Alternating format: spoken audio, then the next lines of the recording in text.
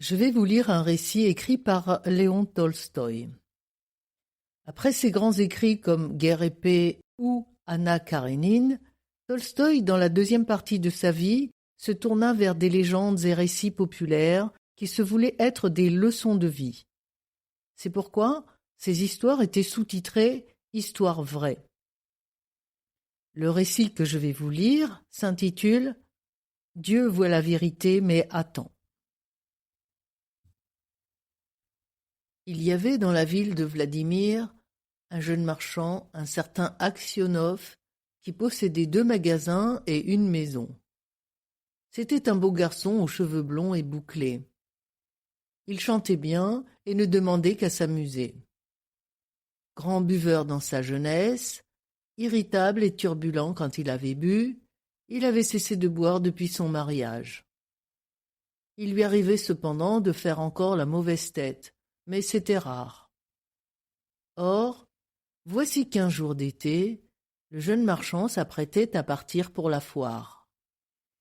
Il était en train de dire adieu à sa famille quand sa femme lui dit « Ivan, n'y va pas cette fois-ci. Cette nuit, je t'ai vu en rêve. C'était un mauvais rêve, crois-moi. » Ivan dit en riant « Je te vois venir. Tu as peur que je m'amuse un peu trop là-bas. » « Je ne sais au juste ce qui me fait peur. Tu m'es apparu en songe.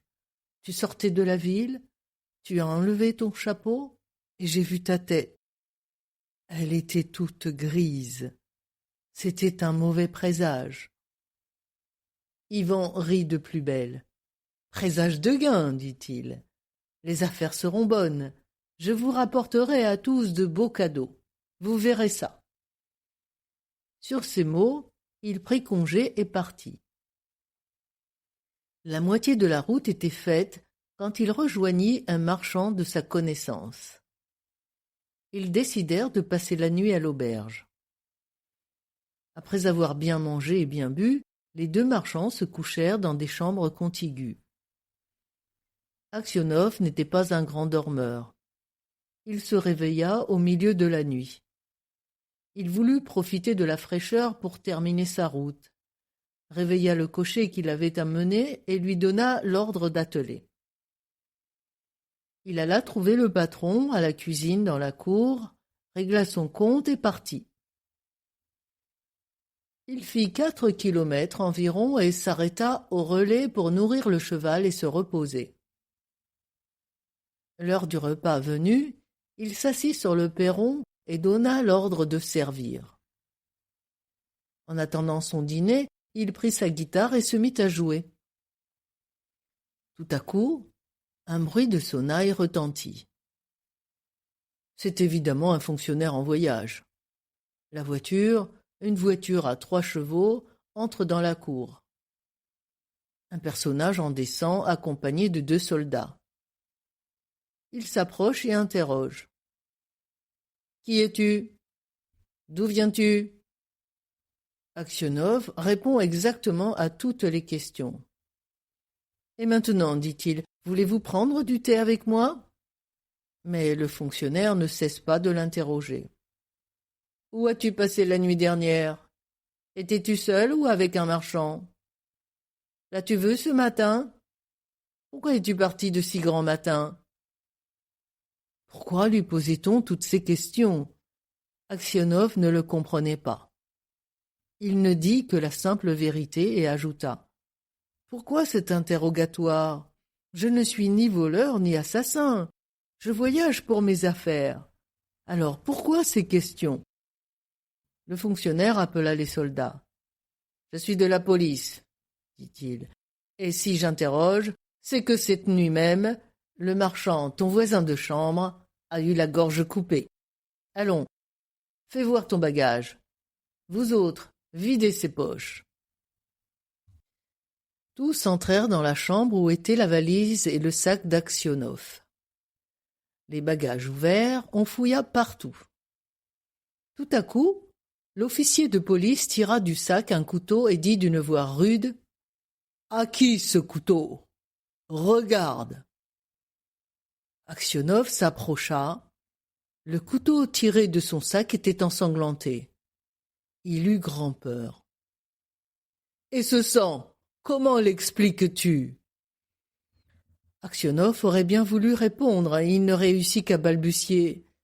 « Je ne sais pas, ce couteau, ce n'est pas à moi. » « Ce matin, dit l'officier, on a trouvé le marchand sur le lit, la gorge coupée. Personne, sauf toi, n'a pu faire le coup. La porte de l'auberge était fermée à l'intérieur.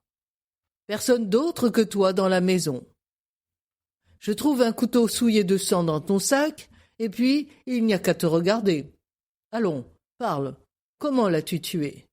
Combien d'argent as-tu volé? » Aksionov jura que ce n'était pas lui, qu'il n'avait pas vu le marchand après qu'ils avaient bu et mangé ensemble, que les 8000 roubles trouvés sur lui étaient à lui, et que le couteau n'était pas à lui. Mais la voix lui manqua, son visage devint blême. Il tremblait de tout son corps, comme s'il était vraiment coupable. L'officier donna l'ordre de le ligoter et de le mener à la voiture. On l'y jeta, les pieds entravés comme un paquet. Aksionov se signa et pleura. On enleva à Aksionov tout ce qu'il avait. L'argent, bien entendu, et aussi les effets. On l'emmena à la ville voisine et on le mit en prison. Une enquête fut menée à Vladimir, sa ville natale. Les témoignages furent unanimes. Tous, les simples habitants comme les commerçants, étaient d'accord sur le compte d'Aksionov. Ce gros buveur, ami du plaisir, était un brave homme. L'enquête terminée, on le jugea pour meurtre d'un négociant de Riazan et vol de 20 000 roubles. La femme d'Aksionov était au désespoir. Elle ne savait que penser de tout cela. Ses enfants étaient en bas âge. Il y en avait un qu'elle nourrissait encore.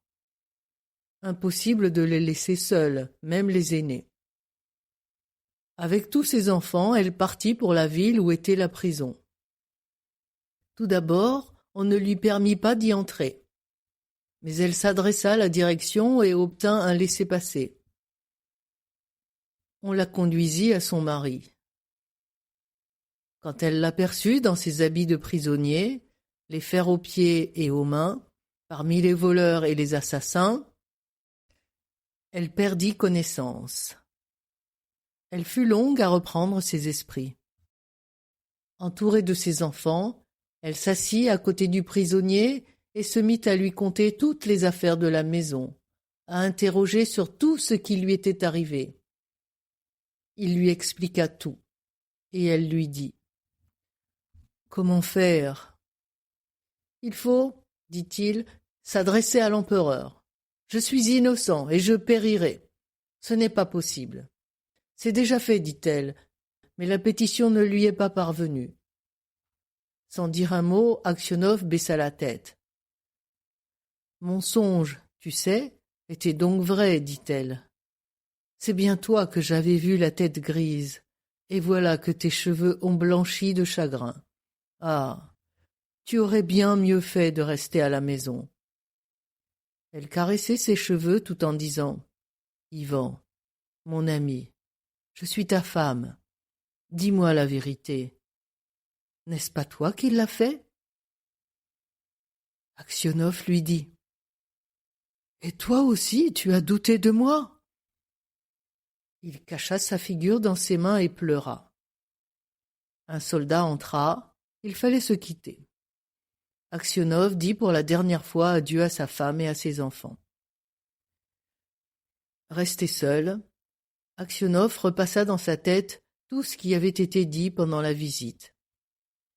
Il pensait aux doutes de sa femme, car elle avait douté de lui. Ne lui avait-elle pas demandé si c'était lui l'assassin? Évidemment, se disait-il. En dehors de Dieu seul, nul ne peut connaître la vérité. C'est lui seul qu'il faut supplier, et c'est de lui seulement qu'il convient d'attendre ma grâce. De ce jour-là, Aksionov n'envoya plus de suppliques à l'empereur. Il avait perdu tout espoir. Il se contentait de prier Dieu. Aksionov fut condamné aux verges et aux travaux forcés. Et en effet, on lui donna le knout, et ses blessures cicatrisées, on l'expédia au bagne avec d'autres prisonniers. Il y resta 26 ans. Ses cheveux étaient maintenant blancs comme neige. Il portait une longue barbe grise pas très large. Toute sa gaieté avait disparu. Il marchait voûté, lentement, sans faire de bruit, ne parlait guère, ne riait jamais. Souvent, il priait Dieu. Aksionov avait appris dans la prison à faire des bottes. Cela lui rapportait quelque argent. Il s'acheta la vie des saints. Quand il faisait clair, il lisait dans son livre. Il fréquentait la chapelle les jours de fête. C'est lui qui lisait l'épître et chantait à la messe. Il avait conservé une belle voix. L'administration appréciait sa douceur. Quant à ses codétenus, il le traitait de grand-père ou encore disait de lui que c'était un saint homme. Quand il y avait une requête à présenter, c'était toujours Aksionov qui était nommé délégué. Et s'il s'élevait une querelle entre les prisonniers, c'est à son arbitrage qu'ils allaient la soumettre. Aksionov ne recevait jamais de lettres de la maison. Sa femme, ses enfants vivaient-ils encore? Il n'en savait rien. Un jour, un convoi de forçats arriva à la prison. Le soir de l'arrivée, tous les anciens entourèrent les nouveaux et se mirent à les interroger. « Et toi? D'où es-tu? De quelle ville? De quel village? Qu'as-tu fait pour être ici ?» Aksionov se trouvait là, tête baissée. Il écoutait les questions et les réponses. L'un des nouveaux arrivés était un homme de haute taille, encore vert malgré ses 60 ans et sa barbe grise qu'il portait taillée. Il raconta pourquoi il avait été arrêté. « À vrai dire, mes amis, pour rien du tout. J'avais détaché un cheval qui trottait derrière le traîneau auquel son maître l'avait attaché, pour le ramener ainsi à la maison. Je fus pris sur le fait, et on prétendit que j'avais voulu voler la bête. Que je l'ai détachée, ça, c'est vrai. Mais quoi? Je ne voulais pas voler, je voulais seulement rentrer plus vite au logis. Du reste, le propriétaire du cheval, c'est un ami. La belle histoire. Tu as volé, voilà toute l'histoire. Que j'eusse volé, possible. Mais quoi? Où? Quand? Qui est-ce qui le savait? Des histoires sérieuses? Eh, oui, il y en avait eu. Et il y a longtemps que je devrais être ici. Mais il n'avait pas été assez malin pour me pincer. Et cette fois-ci, si j'y suis, eh bien, ce n'est pas juste. Bien oui, j'y suis en prison. Mais ne vous faites pas de bile. On ne m'y verra pas longtemps. L'un des forçats dit « D'où es-tu » ? De Vladimir, et mon nom est Makar. Aksionov leva la tête. As-tu entendu parler des Aksionov, les marchands de la ville? Vivent-ils toujours? Si j'en ai entendu parler. Leur père a beau être un forçat, ça n'empêche pas les fils d'être de gros marchands. Il faut croire que leur père est un type d'un autre genre. La mère est morte. Et toi, vieux père, pourquoi es-tu ici? Aksionov n'aimait pas à raconter ses malheurs. Il soupira et dit « Pourquoi? Pour mes fautes, sans doute, depuis 26 ans. » Makar insista. « Des fautes? Et quelles fautes? » Il faut croire que ça valait ça. Aksionov ne voulut rien dire de plus. Mais les autres racontèrent aux nouveaux venus comment il était devenu forçat.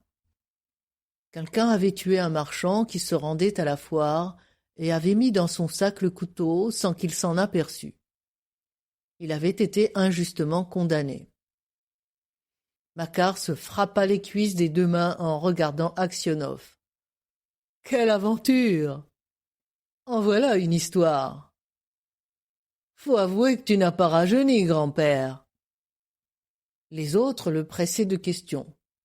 Pourquoi cet air étonné? Où donc avait-il vu Aksionov? Makar ne répondait pas. Il dit simplement: « Ça, c'est invraisemblable, mes garçons. » Tout de même, où on se retrouve? Aksionov se demanda si Makar ne connaissait pas l'assassin. Makar, aurais-tu autrefois entendu parler de cette affaire? M'aurais-tu déjà vu? Comment n'en aurais-je pas entendu parler? On parle de tout, tout se sait. Mais c'est bien vieux tout ça. Ce que j'ai entendu raconter, je l'ai oublié. Peut-être t'a-t-on dit qui était l'assassin? Makar répondit en riant. Ah, l'assassin! Mais c'est celui qui avait le couteau dans son sac. Supposons qu'on l'y ait fourré. Eh bien quoi? Ni vu ni connu. Et comment aurait-on pu le faire à ton insu? Ton sac, bien sûr, était au chevet de ton lit, pas vrai? Alors, tu aurais entendu. Aksionov, à ces mots, se dit que c'était cet homme qui avait tué le marchand. Il se leva et s'éloigna. Il ne put dormir cette nuit-là. Une angoisse l'avait pris. Il voyait passer devant ses yeux bien des choses, bien des gens d'autrefois. Voilà sa femme, elle lui dit adieu. Il va partir pour la foire. Elle est là, vivante, devant lui. Il voit son visage, ses yeux, il l'entend parler, il entend son rire. Puis ce sont ses enfants, tels qu'ils étaient alors, tout petits, le plus grand dans un manteau, l'autre dans les bras de sa mère. Il se voit lui-même, il est jeune, il est gai. Assis sur le perron de l'auberge où on va venir l'arrêter. Il joue de la guitare. Ah, qu'il était heureux! Il voit le lieu du châtiment, le bourreau, la foule qui entoure les forçats prêts à partir. Il se voit entravé et enchaîné. Il revoit 26 années de bagne. Il pense à ses années de vieillesse. Son angoisse augmente. Ah, s'il pouvait mourir! Et tout ça, c'est à cause de ce misérable. Et Aksionov fut pris d'une colère telle qu'il se sentait prêt à tout sacrifier, même sa vie, à sa soif de vengeance. Il pria tout le reste de la nuit, mais sans retrouver le calme.